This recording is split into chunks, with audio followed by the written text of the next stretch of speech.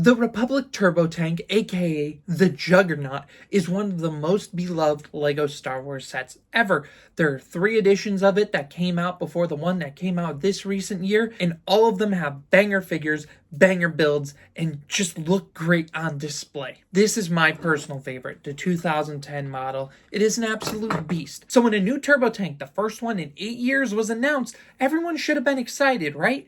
That didn't happen because the figures that were rumored to come in this set were Ki-Adi-Mundi, Galactic Marines, and Commander Bakara. Figures that were supposed to be in the UT-AT, a vehicle we have never gotten but LEGO has teased for over 15 years now. That compounded with the fact that the Juggernaut was the smallest we've ever received as well as the most expensive, there was a lot of backlash. I got the set and I very much wasn't happy with my purchase. I am very happy to have this bad boy still on my shelf to this day. So what happened with my Juggernaut exactly? I decided to all build it. And I turned the Juggernaut into the vehicle it should have been from the start, the UT-AT. This model was made by Brick Horizon, and the link for it will be in the description. So now after everything was said and done, my question today is it worth it to get the Juggernaut to then turn into the UT-AT? Is it still worth the money, especially on top of spending money for the instructions on Rebrickable? As a big guy who's into all building, I had to at least try it and then let you guys know. So here's my review of the UT-AT. So the first thing I'd like to mention when it comes to this review is the amount of pieces you get left over.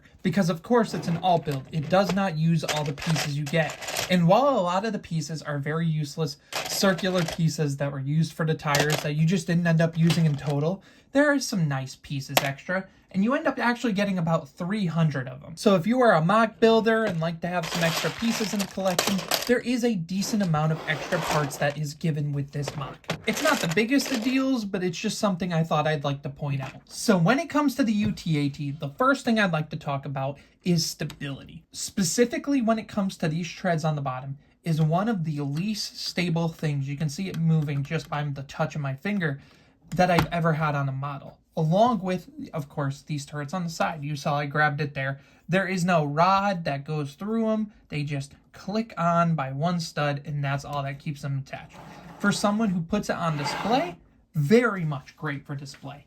But this is not a play model, even though the way they built it very much makes it seem like this should be a play model. Because up in the front with the beautiful cockpit, they gave you room for 3 figures up in the front. That, first of all, is already insane as is. I give them a whole lot of credit for at least including interior in any which way, shape, or form. But as you can see, it's literally connected by just the smallest thing. This is built very similar in way to things would have been built in like before the Clone Wars era.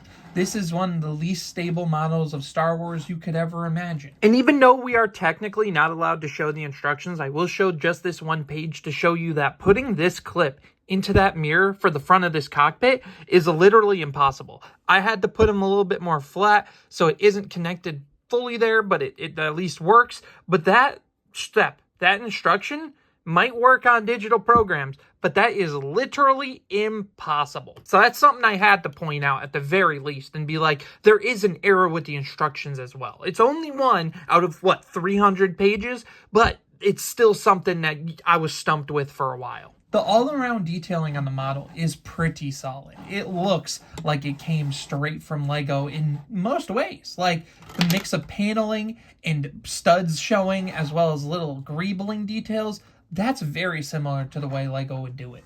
As well as the way they did the paneling. They kind of just pull up, sit down, and it's relatively flush. Of course, there's a couple places that it isn't exactly flush, but that is very much just a case of using the pieces to the best of your ability. And for the rest of the view, I'm just putting these turrets to the side. I think they're decent builds, but Jesus, they are annoying.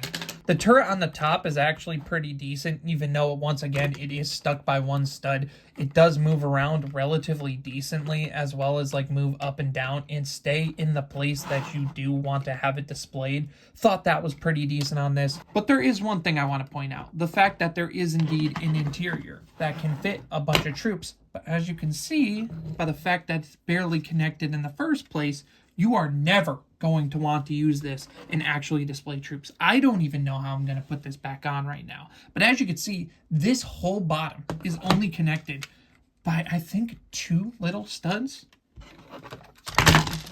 Good Lord. Oh boy. Oh boy. Oh boy. Okay, let's play around with this. Let's figure this out.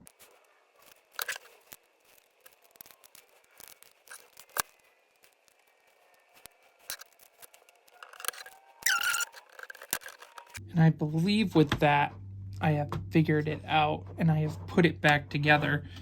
But as you can see, that took me like 4 minutes just to put together what little fragile bits just were there.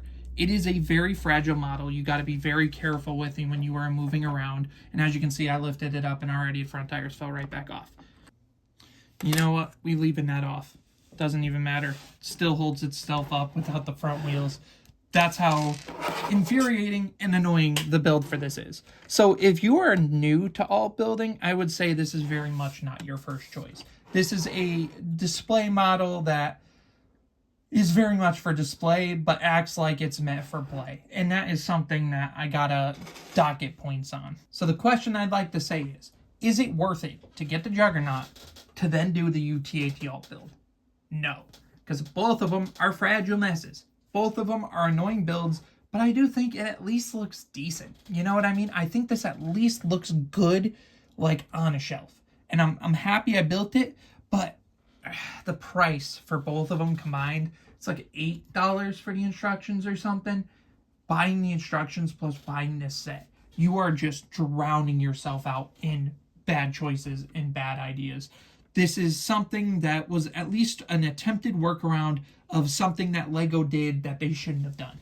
And in turn, I think it turned out okay, but it is definitely the best you can do for the fact that the ship that you are given is already a bad ship to begin with. So that is my review on the UTAT alt build.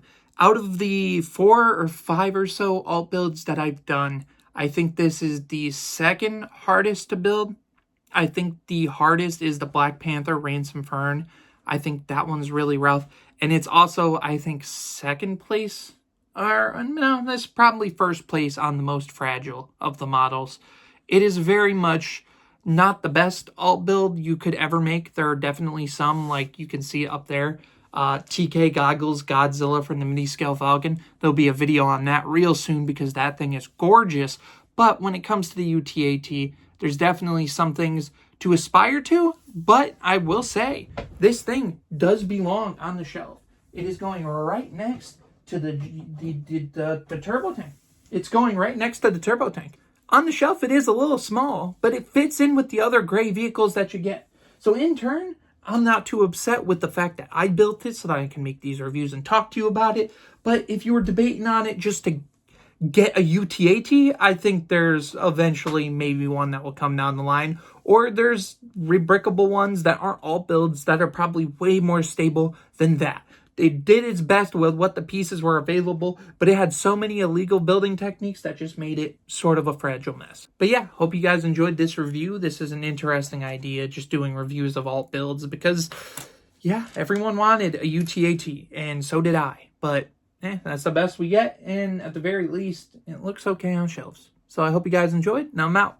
Peace.